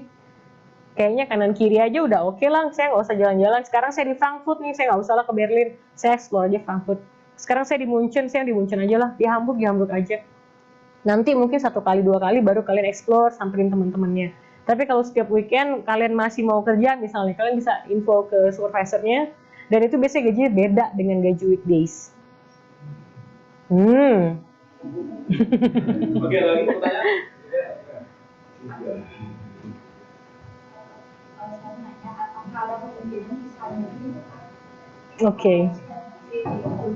Oke, silakan. Halo Bapak. Pak Din. Silakan, Pak. Ya. Oke, adik siapa ini tadi nih? Namanya tadi siapa? Winter. Sonata. Oh, Winter. Oke. Jadi gini, kami dari perusahaan itu akan menjamin kalau kalian memang datanya lengkap, kita akan berikan LOA-nya keluar. Dan kalau memang LOA-nya sudah kalian setuju dan kalian tanda tangani, kita menjamin working permit kalian pasti jadi. Nah, kalau untuk visanya itu jadi atau enggak, itu adalah hak prerogatif dari si kedutaan. Kita nggak pernah tahu kalian punya background bagaimana. Mungkin kalian pernah apply di visa Schengen atau segala macam, ternyata ditolak. Nah, itu akan mempengaruhi. Hal-hal seperti itu kayaknya pribadi. Tapi kalau memang kalian statusnya mahasiswa, belum pernah keluar negeri, paspor juga baru bikin, dan ini adalah program yang memang disetujui oleh lembaga kampus kalian, itu untuk approve-nya besar banget. Kemarin salah satu kampus itu daftar 326 siswa, semuanya working permit-nya keluar. Cuman yang dapat visa cuma 38 orang aja. Bukan karena ditolak, tapi karena tahun lalu kita adalah pintu kita peralihan dari pandemi ke nggak pandemi, dimana kuota itu udah full, sehingga sebagiannya harus pecah, nggak bisa lagi di Jakarta sampai dengan bulan Oktober. Sedangkan kalau mereka sudah masuk di November, ya gajinya sedikit jadinya. Tapi tetap aja ada yang mau, mereka buat di Bali dan mereka buat di Surabaya. Akhirnya mereka cuma kerja 7 minggu, 6 minggu. Tapi dengan kerja 7 minggu pun nggak genap sampai 2 bulan, gaji mereka masih bisa bawa pulang. Kemarin terakhir yang Raini itu, dia bawa pulang total dengan recall itu total balik pajaknya doang. Jadi kalian nanti bayar pajak, hanya saja pajak kalian itu nanti dikembalikan. Nah, ini kembalikan pajak aja kemarin 9 juta dia dapat baliknya. Terus dia juga udah dapat bawa uang lagi. Itu yang saya kasih contoh adalah anak yang memang ya udah dia enjoy. Dia waktunya saya ngelihat jaketnya bagus ya saya beli. Sepatu saya kayaknya kurang oke nih saya beli. Jadi ya dia nikmatin aja selama di sana. Nggak yang terlalu pokoknya saya harus hemat pulang bawa miliaran gitu kan. Nah, dia itu yang enjoy, dia tetap bawa uang sih sebenarnya, sesimpel itu. Karena di Jerman kalian kalau di sini ya, kalian sanggup kerja 24 jam deh. Saya kalau nggak TBC saya nggak stop. Nggak boleh deh. Pokoknya di sana di Jerman itu mereka menjunjung tinggi hak yang namanya tenaga kerja, di mana wajib kerjanya cuma 8 jam. Dan kalau kalian mau lembur nggak boleh lebih dari 10 jam. Kalau lebih dari 10 jam itu udah nanti bermasalah perusahaannya, bukan kalian ya. Jadi nggak bisa. Jadi lemburnya maksimal 1 hari kerja 10 jam. Kalian harus nikmatin hidup kalian. Kalian liburan, malam-malam kalian explore lah di sana. Karena akan banyak sekali festival-festival dari Oktober, November, Desember. Kalian lihat di sana, Oktober langsung Oktoberfest. November langsung masuk kayak, nah di sini kalau di Jakarta orang Ramadan itu ada pasar takjilnya. Kalau di Jerman nanti akan ada Weihnachtsmarkt atau pasar Natal. Itu sepanjang malam semuanya ornamen Natal. Kalian bisa belanja makanan, kalian bisa ngelihat ya apa namanya, ya pasti seru lah. Kalian kalau ngelihatnya di TV nanti kalian akan ngerasain sendiri di sana. Oke, ada lagi pertanyaan? Ya, Oke, bertanya. Jadi perkenalkan nama Hedian. Pertanyaannya itu yang pertama, dari 43 ya, Bapak 8 mahasiswa itu ada kemungkinan tidak diterima, tidak bisa. Maksudnya kalian semua? Iya. Oh, oke. Jadi yang pertama ada kemungkinan tidak diterima atau enggak. Jadi yang kedua itu pertanyaannya, kalau kita berangkat ke Jerman itu kan kita sudah pasti diterima dan kita berangkat itu kita bareng-bareng dapat menggunakan itu atau kita pribadi sendiri seperti itu. Oke, takut ya sendiri? Ya, sih. Oh, oke. Jadi gini adik-adik, maksudnya gini. Jadi ini nggak ada yang namanya seleksi lagi dari kami. Dari pemberi kerja pun nggak akan wawancara lagi. Karena mereka percaya dan menyerahkan semuanya ke Bapak Ibu dosen atau ke universitas. Karena dari kampusnya aja udah keseleksi. Mereka nggak akan lagi ada wawancara. Mungkin kalaupun ada wawancara seleksi, mungkin Bapak Ibu dosen yang akan bisa melihat mana anak yang memang ya saya benar-benar niat. Kalau nggak saya mau datang aja lah gitu. Atau nggak pelarian lah, saya nggak di kelas nilainya gini-gini aja, saya nggak tahu pinter juga lah, Jerman aja lah gitu. Ya itu nanti yang nilai dosennya. Cuman untuk pemberangkatan itu tergantung nanti kalian keluar visanya seperti apa. Kita nggak bisa tunggu teman-temannya keluar visa bareng, beli tiket bareng. Kalau memang visa kalian keluarnya sekarang, kita beli tiketnya sekarang untuk berangkat nanti. Karena biasanya tiket kan makin lama makin murah harusnya ya. Jadi biar dapat harga yang juga bagus. Jangan nanti kamu misalnya sama pacarnya nih, dia belum tunggu, antaranya beli tiketnya nih. Nanti harganya beda jauh. Jadi mending beli dulu aja.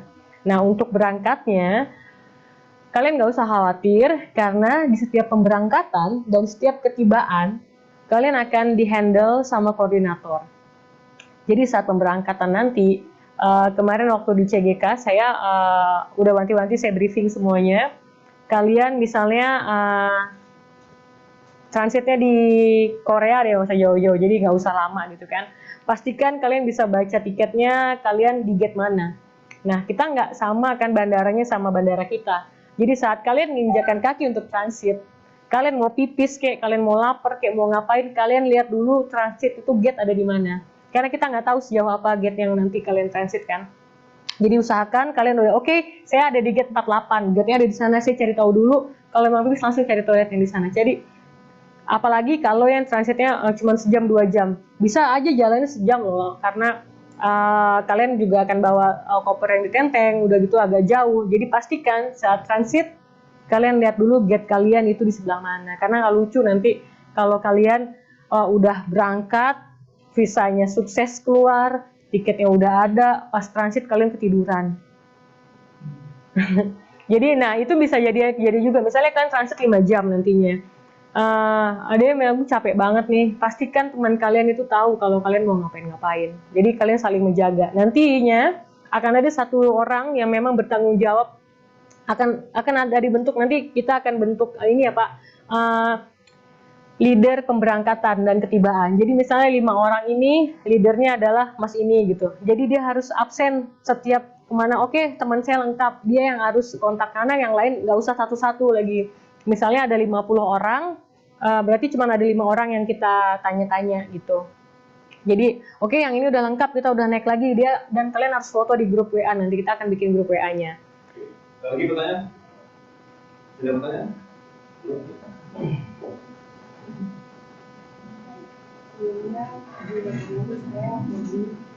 Pertanyaan saya ini terkait juga juga dengan pembiayaan, karena saya mencoba mencari investor sendiri lah. Mama, papa, om, tante. Iya, keluarga. Kan kalau misalnya investasi keluarga kan mereka pengen tahu ya, kita ini keberangkatan ini maksudnya prosedurnya kayak gimana gitu. Aku udah bilangin, udah ngurus semua dokumen-dokumen dan segala macam. Cuman mereka itu belum pasti karena dari aku juga tidak bisa menjelaskan bagaimana skenario apakah setelah pengurusan dokumen ini apa yang harus diurus selanjutnya, apakah pembayaran apa gitu. Tapi saya dapat info dari bapaknya kalau misalnya setelah semuanya kan ada pengurusan uang.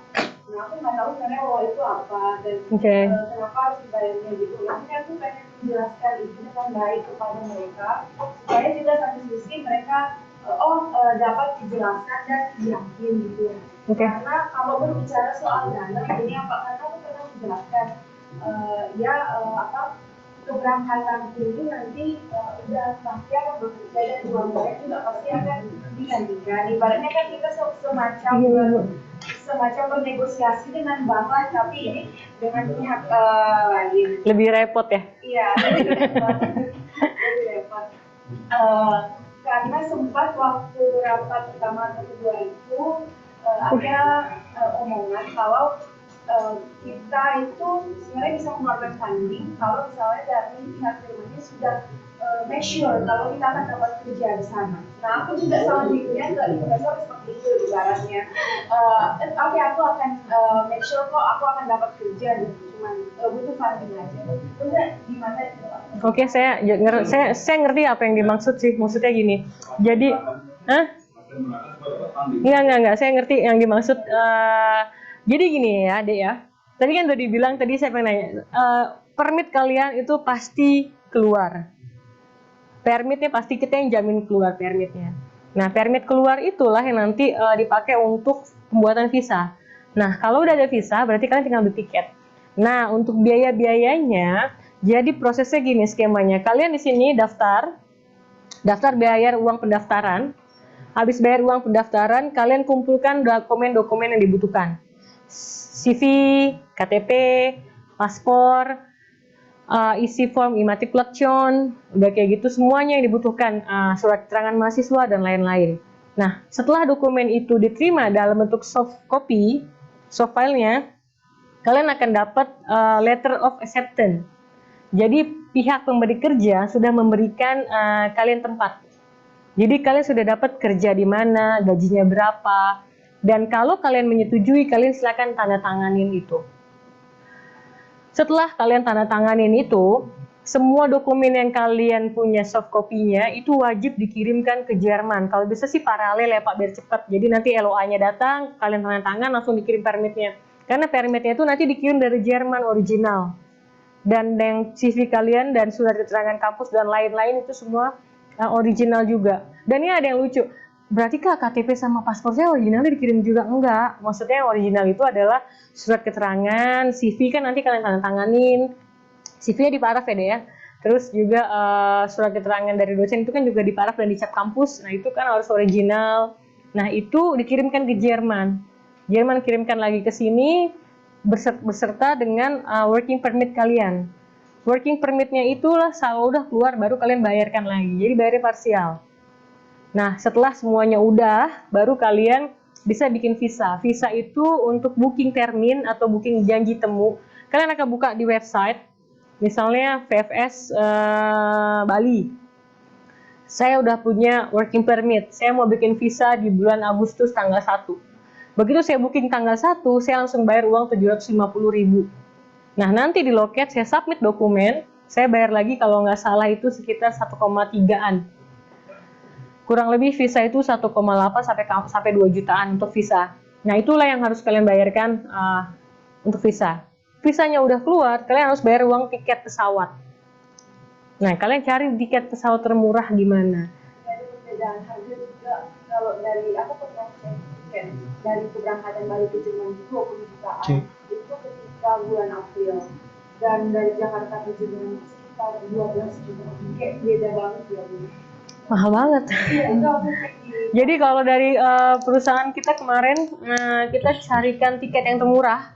Cek. Yang kemarin itu case-nya begini, mereka berangkat bulan November, visa keluarnya sore, malam beli tiket untuk berangkatnya pagi, jadi penerbangan yang pagi. Itu tiketnya dadakan, mereka dapat harga pulang perginya 1.500, tapi perusahaan kasih subsidi 300 euro, sehingga cuma 1.200 saja harus bayarkan. Nah, kita mau antisipasi hal yang seperti ini, karena tiket itu yang menjadi pengeluaran terbesar. Jadi semakin cepat kalian kumpulin dokumen, semakin cepat kita bisa produksi working permit-nya, semakin cepat kalian bisa pilih-pilih tiket yang paling murah. Nanti pihak Jerman kita juga akan compare, kalau memang dari perusahaan bisa cari yang lebih murah, kita akan kasih referensi juga ke kampus-kampus untuk tiket. Oke, ada lagi pertanyaan? Masih ada pertanyaan? Ya, silakan. Kalau tiket transit itu kan transitnya ada beberapa negara yang transitnya harus minta visa kan ya, seperti kayak Swiss ya. Soalnya saya lihat dari tiket dari Bali ke Jerman itu kira-kira transitnya ada kayak Singapura, Qatar sama transit di Swiss ya. Kalau dilihat dari harga tiketnya kan Swiss emang murah tapi minta visa transit. Apakah Schengen itu udah masuk Uni Eropa ya buat masukin Swissnya? Setahu saya Swiss masuk Uni Eropa ya.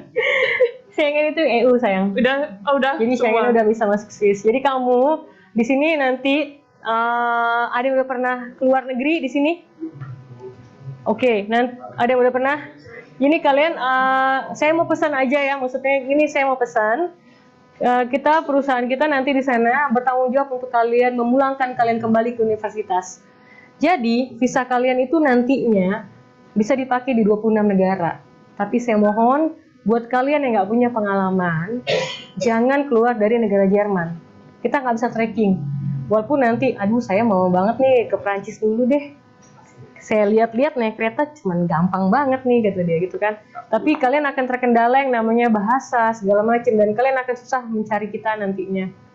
Dan kita nggak bisa satunya ke Prancis, satu ke Denmark, satunya ada di Swiss.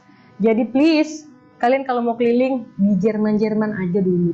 Nanti kalau kalian udah ikut di tahun kedua, di tahun ketiga, kalian sudah ngerti dan kalian sudah memang experience-nya sudah ada, silakan deh. Tapi please izin dulu sama saya, kalian mau kemana, biar saya note dan saya izinkan dan saya kasih beritahu ke perusahaan pemberi kerja bahwa misalnya ada 2 anak yang lagi ke Belanda namanya ini, atau 2 anak lagi ke Prancis namanya ini, biar nanti koordinator yang di sana juga bisa keep in touch dengan kalian. Gitu. Oke ya, jadi kesimpulannya itu sementara ini mungkin dari Pak Cahya sedikit ada yang ditambahkan ya, masalah dokumen dan sebagainya. Silakan Pak. Ini kebetulan saya mau izin dulu Bu Nesya, saya ada kegiatan sebentar, nanti dilanjutkan sama Pak Cahya ya. Jadi ya, ini makanya masalah dokumen, masalah kesiapan teknis lainnya, keberangkatan dokumen dan sebagainya bisa dengan Pak Cahya ya. Oke, silakan Pak. Ya, jadi untuk dokumen ya, teman-teman sebenarnya dokumennya sudah di backup dari bantu Pak Dendi. Itu 48 itu sudah total cuma 6 orang aja yang sama sekali belum ada dokumennya. Kalau saya baca namanya nanti kasihan tahu. Nanti aja di internal kita lihat di grup ya nanti Pak ya, dibantu diinfokan. Itu aja sih sisanya. Kalau sisanya itu ada yang sudah ada upload unggah 4 dokumen kan. Total kan 10 tuh dokumen perlu kan. Ada yang 4, ada yang 6, ada yang 9. Yang paling krusial saya lihat ada immatriculation-nya nggak ada tanda tangan sama rektor sama stamp dari kampus. Masih ada yang upload immatriculation form itu nggak ada stamp dan juga nggak ada tanda tangan rektor. Jadi mohon bantuan teman-teman, mungkin sudah ada yang pernah upload, mungkin saya lihat belum ada update-nya lagi. Jadi mohon bantuannya buat itu sudah diisi secara digital kan, dari secara digital di print, bak ini mungkin kemana arahnya, bak minta di stamp dan tanda tangan sama Pak Rektor. Baru nanti di scan lagi, nanti diunggah dan di keep immatriculation form-nya karena nanti itu akan dikirim juga. Kan setelah soft copy-nya itu bisa diunggah, itu jangan sampai hilang. Apalagi holiday sudah sekarang libur, karena aktif itu disimpan lagi. Karena nanti akan dikirim lagi hard copy-nya, seperti itu. Itu aja sih yang krusial dari teman-teman. Sisanya mungkin paspor ya, yang kendala ya. paspor kita ketahui memang sekarang antriannya sedang dibatasi karena banyak penyelewengan kemarin kan, penggunaan paspor yang diperuntukkan memang untuk holiday gitu kan, jalan-jalan gitu, ngakunya jalan-jalan tapi ternyata mereka untuk keperluan menjadi TKI gitu ya di luar. Nah jadi lumayan ketat sehingga antriannya kemarin saya lihat per hari 20-30 gitu ya, 30 orang gitu. Jadi solusinya ya kita harus coba ajukan dari sekarang aja yang belum punya paspor sehingga kedepannya teman-teman sudah memiliki paspor seperti itu ya, karena itu krusial ya untuk keluar dari Indonesia nggak ada paspor gimana gitu ya. Jadi sisanya paspor yang krusial, matriculation formnya, lalu surat keterangan aktif dari kampus dipastikan, dan surat keterangan libur ya. Itu aja sih dari teman-teman yang saya sudah rekap dokumennya, sisanya clear, very clear, udah nggak ada lagi yang perlu di take notes, sisanya matriculation formnya saja ya. Itu aja sih, kalau ada pertanyaan silakan. Maaf nih agak beda saya ternyata berarti jurusannya ekonomi digital itu nanti bisa nggak bermasalah ya? Enggak. Bisa nggak ada jurusan kampus kamu deh? Berarti yang tidak Kampusnya secara bisa juga nggak ngeliat kampusnya di mana, nomor paspornya, alamatnya. Takutnya dia terlalu teliti terlalu tidak jurusan. Bisa sih enggak, memberi kerjanya mungkin. Enggak. Ya, ada lagi?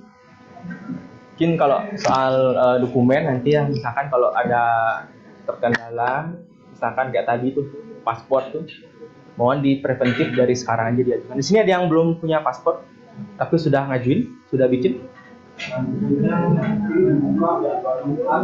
Setiap Jumat ya? Ya. Karena dari proses pengajuan dokumen sampai wawancara itu kan biasanya ada selang waktu, nggak langsung wawancara. Cuman sekarang kan sudah dikeluarkan namanya ekspres visa tuh. Cuman biayanya 1 juta kan.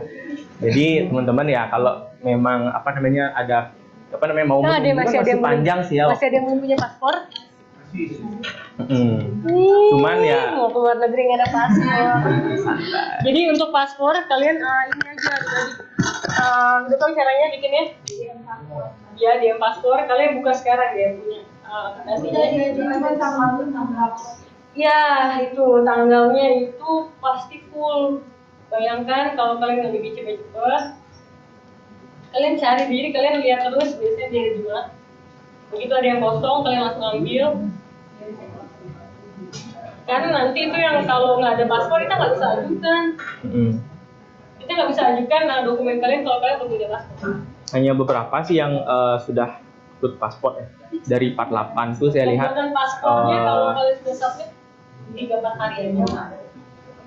Dari 48 itu masih lumayan banyak yang belum unggah paspor, belum punya juga berarti ya. Belum punya juga. Atau dari kampus bisa aja sama dengan imigrasi.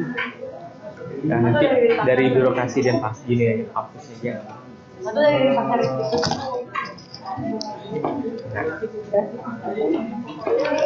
Ya, karena pembuat paspor tuh kalau saya intervensi soalnya, jadi kalau memang dari kampus mungkin ada diperbantukan mungkin surat keterangan dari kampus udah dapat ya.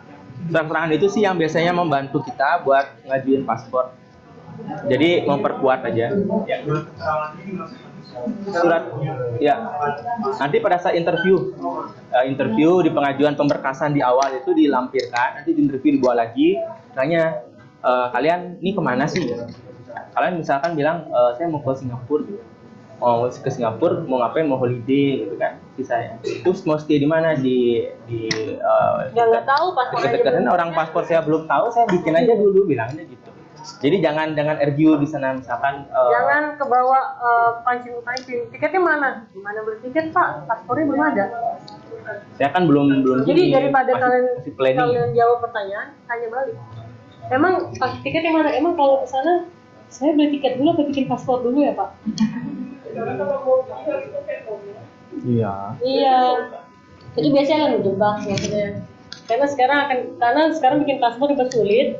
Masa aktifnya sekarang udah 10 tahun soalnya. Tapi paspor itu ya udah itu jadi Sama vaksin ya. Kalau vaksin itu kan harus ada paspor juga kan. Jadi yang belum upload bukti vaksin tuh berarti nggak punya paspor dari kita. Vaksinnya itu booster 1 aja udah cukup ya, apa perlu booster 2 juga? Asal udah 3 kali udah 3 kali kan? Ya udah Cukup. Ya kan booster 1 Oh, nggak usah. yang ketiga. Ya. Yang booster 2 itu kemarin ada keluar lagi, itu wajib apa belum? Nggak usah. Hanya kalau udah 3 kali udah cukup. Booster sekali udah cukup ya. Jadi nggak usah boosternya 2 kali. Ntar tidak di record, hanya dihitungan booster sekali aja. Ya. Kalau vaksin itu kan hasil kita terima di puskesmas gitu ya. Iya. Dia kan Cuman keterangannya itu ambil di kita sehat tuh aplikasi barunya dari Peduli Lindungi, itu digenerate dari sana aplikasi di gininya. Aplikasinya sekarang udah ganti, bukan lagi Peduli Lindungi dia. Satu sehat ya, satu sehat. Nanti di generate tapi harus punya paspor juga, harus ada nomor paspornya. Jadi kalau vaksin tadi itu enggak, tidak, karena ini kan pakai standar Eropa ya. Jadi kita pun menggenerate vaksin itu, sertifikat vaksin itu ya pakai sertifikat standar Eropa. Sama seperti CV kalian, gitu. Ya nggak bisa pakai CV yang standar di sini. Ya sama kayak vaksin juga. Sudah banyak, udah dilepas. Oh, yang ada yang kesulitan nggak bikin CV juga Pak? Ya sih cuman input aja kan, nggak ada kesulitan. Inggris. Ya. Inggris Jerman boleh kalau emang sudah pasti. Inggris nggak apa. Inggris Jerman boleh. Bahasa Kawi tadi masih. Ada lagi teman-teman? Kalau dari saya sih overall semua lihat dokumennya hanya itu aja yang kurang. Vaksin kan, paspor itu berhubungan. Terus immatriculation formnya di note, mohon dibantu untuk di-upload ulang bagi yang sudah upload. Mungkin baru ngisi aja, tapi tantangan rektornya belum ada. Nah itu yang bantu di print dulu, baru harus di sini gini. Di sini rektornya mau tantangan. Ya harus. Ya, jadi Pak Rektornya